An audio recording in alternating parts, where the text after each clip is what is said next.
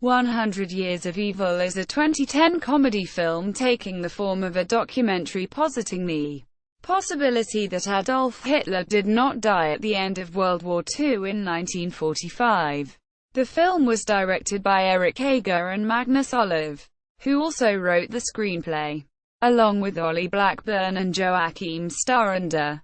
Starring actors include Jon Rekdal, Jordi Almeida, Alexander Bareis, Lucy Bermingham, Frankel and Andrea Sooch. The film was screened as an official selection at the 2010 Stockholm International Film Festival, the 2011 Fantasia International Film Festival, and the 2011 International Film Festival Rotterdam. It received a generally positive reception from reviewers including Fangoria, Ain't It Cool News, IndieWire, and the Montreal Gazette. Cinemagazine compared the film to Zelig by filmmaker Woody Allen, and a review for the Fantasia International Film Festival likened it to Forgotten Silver by director Peter Jackson. Plot: the film is a mockumentary which examines the possibility that Adolf Hitler did not die at the end of World War II in 1945. It centers around historian Skull Antonsen of Sweden, Jon Rekdal, who along with film director Ildefonso Elizalde of Spain, Julian Elizalde, investigates Adolf Munchausen. Dick Nielsen. Munchausen is an individual who bears a striking resemblance to Hitler, and he was taken captive in Berlin in 1945 by the Allies and was one of 13 men transported on board a U.S. cargo plane who all happened to appear similar in appearance to Hitler. After gaining freedom in 1946 from captivity in a facility called Camp Rebecca located in the Great Basin Desert, Munchausen chose to remain in the United States. Skull researches evidence surrounding Munchausen's activities in an effort to authenticate whether or not he is indeed Hitler. During the course of his investigation, Skull's research efforts are stymied by unknown individuals. Production, development: Erik Eger, Magnus Oliv and Joacim Starander were inspired by films including Zelig by director Woody Allen, and F for Fake by filmmaker Orson Welles. In a 2011 interview for the Fantasia International Film Festival, filmmaker Erik Eger observed, "The basis of the story is a bit about what's true in media and news today. Today we are bombarded by more messages than ever, I think, and it's pretty easy for the forces behind the media and the news to make us believe almost anything. And of course what we believe makes us into who we are. And we just felt a need to do something on this theme. And it evolved into this crazy story about Adolf Munchausen. Who might have been Adolf Hitler? We don't know." Quote, filming 100 Years of Evil was produced as an independent low-budget film. Members of the production staff routinely resided in the cruise van due to insufficient funding for overnight accommodations while filming on location. Release: the film was shown at the Stockholm International Film Festival in November 2010. Its North American film premiere took place at the Fantasia International Film Festival on 19 July 2011. The film was an official selection at the 2011 International Film Festival Rotterdam. Reception: the film received a positive review from Fangoria. Going into 100 Years of Evil expecting a deadpan, seriously played piece of alternate history is a mistake, because Erik Eger and Magnus Oliv's movie is as comedic as faux journalism can get.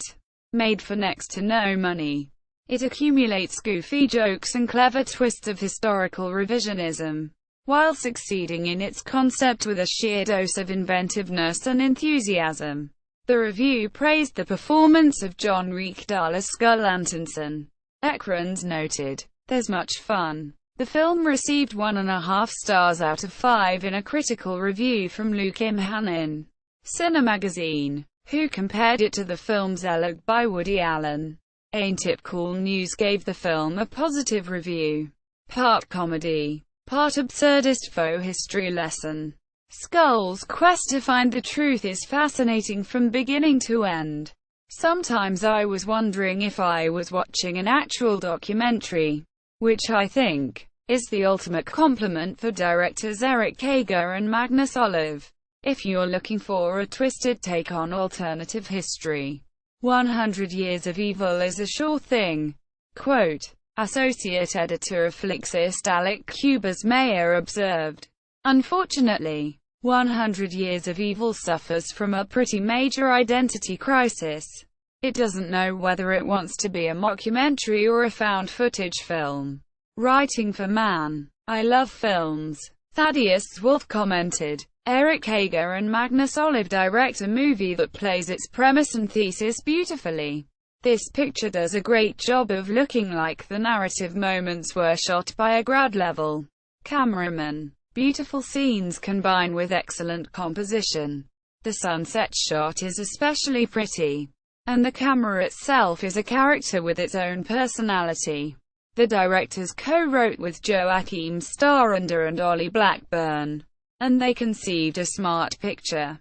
Serena Donadoni gave the film a grade of B in a review for IndieWire, writing, exploring the demarcations of reality and fiction. 100 Years of Evil transforms established history into subjective truthiness. Quote, Stockholm International Film Festival characterized the film noting, 100 Years of Evil is a hilariously mind-bending experience of historical revisionism. In a review for the Fantasia International Film Festival, Mitch Davis wrote, Swedish co-directors Erik, Eger and Magnus Oliv have pulled off something mighty impressive here.